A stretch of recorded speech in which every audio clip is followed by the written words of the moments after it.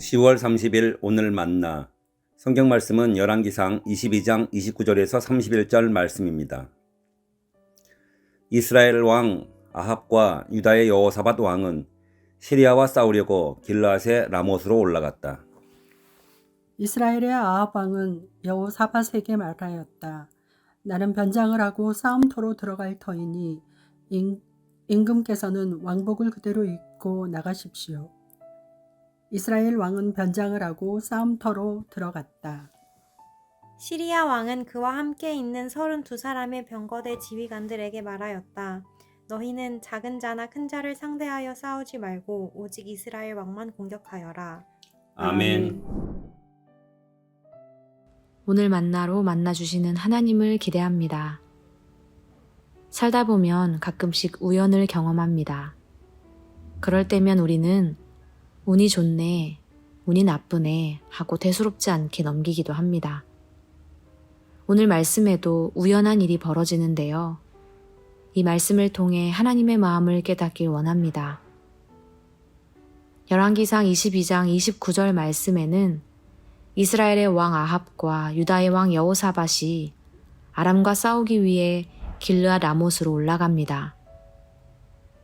아합 왕이 전쟁터에 나가면 평안히 돌아올 수 없을 것이라는 미가야의 예언을 듣고도 말입니다.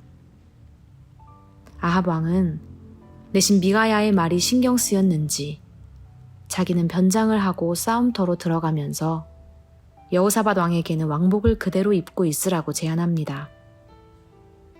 전쟁터에서 왕이 왕복을 입는다는 것은 아군에게는 왕의 동행을 알리며 사기를 북돋워주는 역할을 하지만 반대로 적들의 눈에 쉽게 노출되어 공격의 대상이 되기도 했습니다.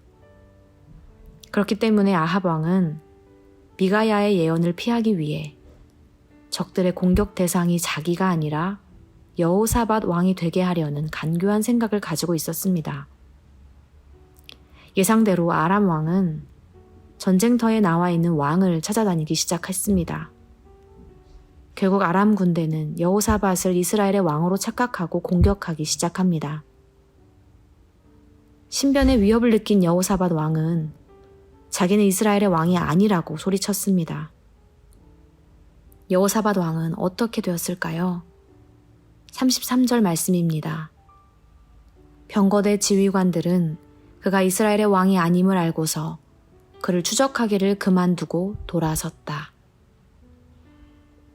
그가 이스라엘의 왕이 아닌 것을 확인한 적군들은 더 이상 공격하지 않았습니다.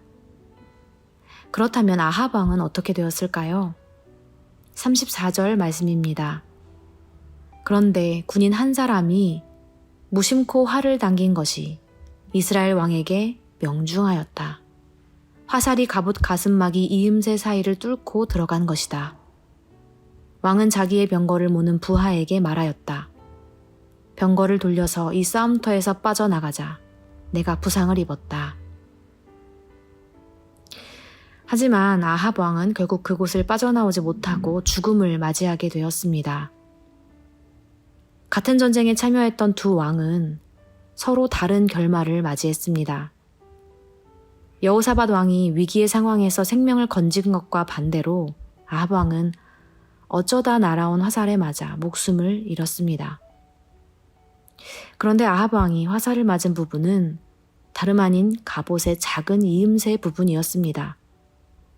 심지어 그 화살은 누군가 아합을 죽이기 위해 조준한 것이 아니라 우연히 쏜 것이었습니다.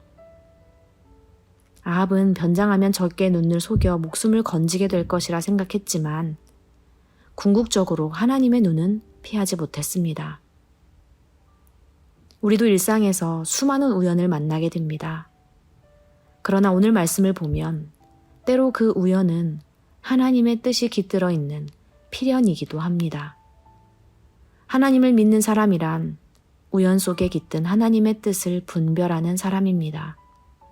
나의 삶은 그저 우연히 벌어지는 일들을 통해 지속되고 있는 것이 아니라 하나님의 계획과 섭리 속에 있다는 것을 믿음으로 고백하며 살아가는 사람입니다. 오늘 하루 우리의 일상을 하나님 손 위에 올려드리길 소망합니다. 말씀의 빛에 비추어 살아가길 소망합니다. 기도하겠습니다. 하나님, 사람의 눈 피하기에 바쁜 인생이 아니라 하나님 경외하며 살아가길 소망합니다. 우연에 깃대어 사는 삶이 아니라 필연을 경험하며 살아가길 소망합니다. 주신 말씀 기억하며 오늘 하루 살아가게 하옵소서. 예수님의 이름으로 기도합니다. 아멘. 이제 두 가지의 기도 제목으로 함께 기도하겠습니다. 첫째로 말씀을 기억하며 기도하기 원합니다. 전쟁터와 같은 일상을 살아가고 있을지라도 그 안에서 하나님의 섭리를 발견하게 하옵소서. 사람의 눈을 의식하기보다 하나님의 마음을 분별하게 하옵소서. 둘째로 선교지에 계신 선교사님들의 사역과 가정을 위해 기도하기 원합니다. 선교지마다 믿음의 동역자들을 세워주시고 매일의 삶에서 하나님의 세밀한 돌보심을 경험하게 하옵소서. 이렇게 기도하신 후에 개인의 기도 제목으로 계속해서 기도하겠습니다.